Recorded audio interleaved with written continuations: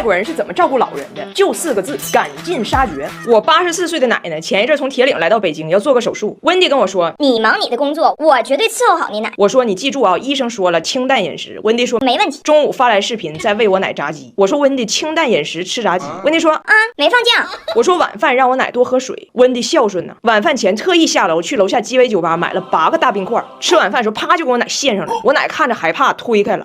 了不起！温迪一声呵斥：“喝！”给我爷下一句令，我爷真喝了。又下一句令。哎呦我的妈！吃完饭，我奶刚想趴下缓缓魂儿，温迪认为老年人不能老休息，生命得有刺激，组织了一个唱诗班，在奥达弹琴，全家齐唱 Let It Go， 言外之意让我奶的烦恼病魔都走。我奶听了一会儿，寻思该唱完了吧。我奶又忍了一会儿，寻思这回完事儿了，这帮人该走了吧。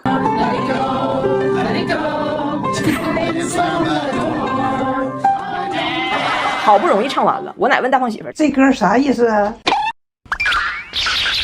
让他走，你让我走啊？对，还有2天，我奶就要手术了。医生跟我说，我奶年纪大了，心肺功能不好，手术前得稍微锻炼一下，吹气球，提高肺活量。手术倒计时还有1天，我跟我爸去医院办手续。所以我走之前，我还特意叮嘱了一下温迪，我说你督促我奶啊，看着我奶没有50个气球不能进手术室，这可是医生说的。然后我就走了。谁成想我这么一走，这群外国人完全误解了我的意思，根本就没明白要锻炼肺活量这个事儿。说没有50个气球不让进手术室，这中国医疗系统也太喜庆了。咱还一直以为中国人不爱 party 呢，原来人家进手术室之前 party。你看人家习俗，你说说。然后温迪说，既然需要50个那么多气球，让奶奶自己吹，那多不懂事儿啊！她心肺功能不好，那不得咱健康的人吹吗？张铁这小子也吹上了，现在爱运动还皮实，全靠从小吃的扎实。这不飞鹤卓瑞配方又升级，新一代 SN2 DHA 加7重 HMO， 更适合中国宝宝体质。我是在京东飞鹤卓瑞 HMO 升级活动买的，还抢了个挖裤裤礼盒。结果人我奶在屋里正慢慢吹呢，温迪杀进去不由分说，放着我来。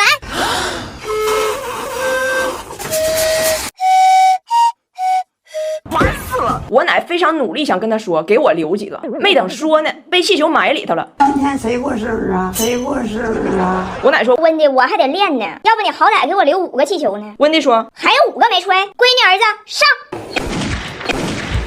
我回来，我奶还跟我说呢，人算命的说我84岁有个劫，没想到还不是中国劫。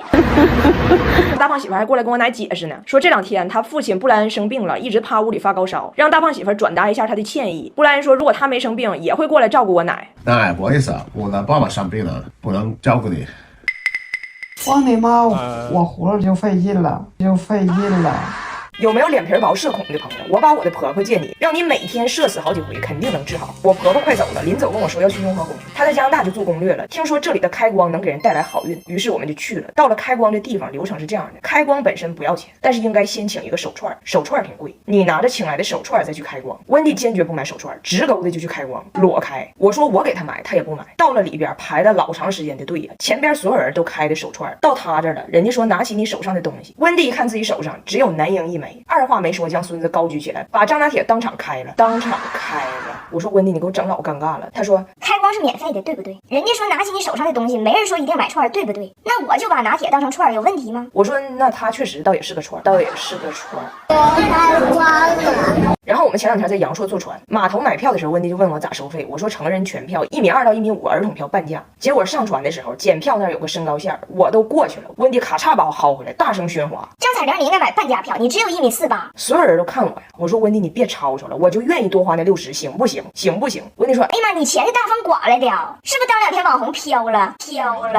不光坐船，回民宿还被举报了。我们民宿有免费泳池，温迪1天游6遍，这倒也没毛病。但是我们这民宿呢有4栋小楼，每个楼都有自己的院，每个院都有自己泳池。然后那天下午，民宿老板就给我打电话说，接到群众举报，有一外国女子擅闯人家4号院人自己家包院的游泳池游泳去了。人4号院住的这个山东大家庭，面对这个外来生物也很懵啊。老板就问我说，你们2号院是不是有3外国女的？你知道是哪个不？我说听这个作案方式，我知道是哪个，我去给他逮回来。我去给他逮回来的时候，就跟小时候我妈批评我一样啊，自己家游泳池上别人家游什么游，就看人家的好。我婆婆说4号院泳池下午旁边放水果。我说温迪啊，一会儿还得去爬山呢，你这么白特别容易晒出晒斑，赶紧涂一点我的修丽可防晒小银伞吧，它跟别的防晒可不一样，高倍防晒还能美白淡斑，肤感特别好，像这样伪素颜出门多方便。然后昨天我们去火锅店吃饭，他看人家别人过生日贼热闹，他也很心动啊，偷摸问我这么办 party 得多少钱？我说只要你过生日就不要钱。温迪问我那他咋知道我啥时候过生日？查护照啊？我说不查，谁骗这事儿啊？结果我这一没注意接了个电话，就是这一幕。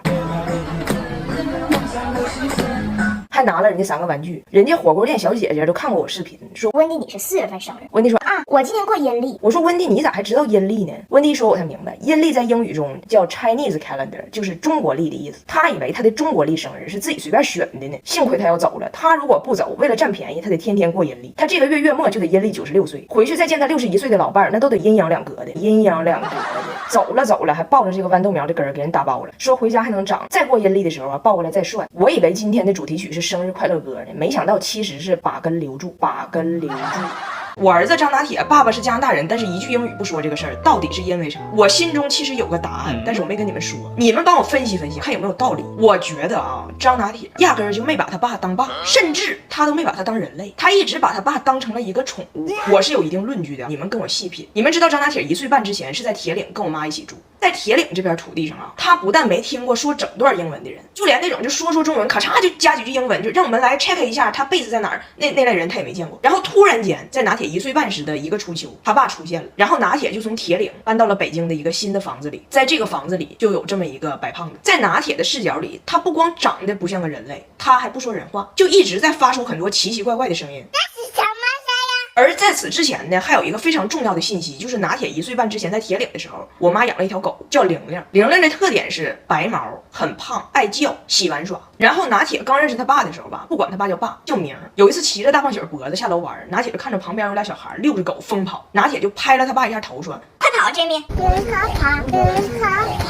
那个时候呢，我还没有产生这个联想。但后来有一次，大胖媳妇带着拿铁到楼下小广场玩，一群孩子都带着他们的爱宠围在一起。拿铁突然回头看了他爸一眼，说 ：“Jamie，握手，握手。”他爸也没懂啊，乐呵就握手了，以为父子关系在逐渐亲近呢。结果拿铁说 ：“Jamie，坐。”大胖姐说：“啊，谢谢拿铁，爸爸在坐着呢。”我当时后背一身冷汗呢，我想说，该不会这孩子要的坐是用后腿那种的吧？用后腿那种的吧？哎，你们品是不是很有可能？当时拿铁心中的爸爸是一只前腿握手、后腿坐的爱宠。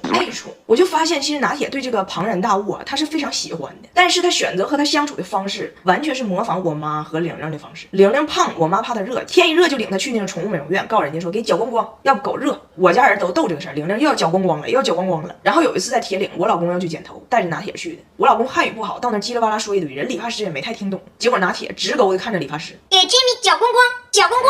我的这个观察和猜测啊，做一个秘密被我尘封了。我觉得大胖媳妇如果知道自己老带着儿子下楼玩，其实是被儿子溜，心里可能挺难受。但也就1个月吧，拿铁跟他爸熟了以后，就不让他爸表演握手了，明白了那是爸，但是依然坚决拒绝用英语沟通。我跟大胖媳妇说，你如果想打破这个文化壁垒，那只有你把汉语学好，没别的招了。我说你曾经因为不说汉语付出了很惨痛的代价，等你老了我再慢慢跟你说，你都行过去。你可以用我们的语文。这套书是新华出版社和猿辅导联合出版的，跟着新华社的文章感受一下人家怎么用的汉语。听说现在还行，你跟着写作的书学学写，咋找灵感，咋动笔，咋用词儿。阅读书也把每周要读什么给规划好了。所谓嘴笨手笨，都是脑子里储备量不够，听不懂的直接老师给你讲。但是我发现吧，大胖姐确实是在学汉语，但是他复习知识点的方式非常另辟蹊径。比如他老接着诈骗骚扰电话，但是他就是不挂。人家说先生，您在我们的平台上获得了多少多少的提现额度，您如果下载什么什么什么，您就可以什么什么什么，从而享受3年内免利息、减免部分贷款等政策。他就搁那哇啦哇啦说一堆，给骗子都唠疯了，诈骗犯都不适应了。这个用户不会是要给账号信息了吧？结果他这边呢，就跟咱们小时候练英语听力似的，他就逮着一个词儿听懂了。哎，我听懂了那关联词从而，你给我打电话，从而骗我钱，从而我报警，从而把你抓去。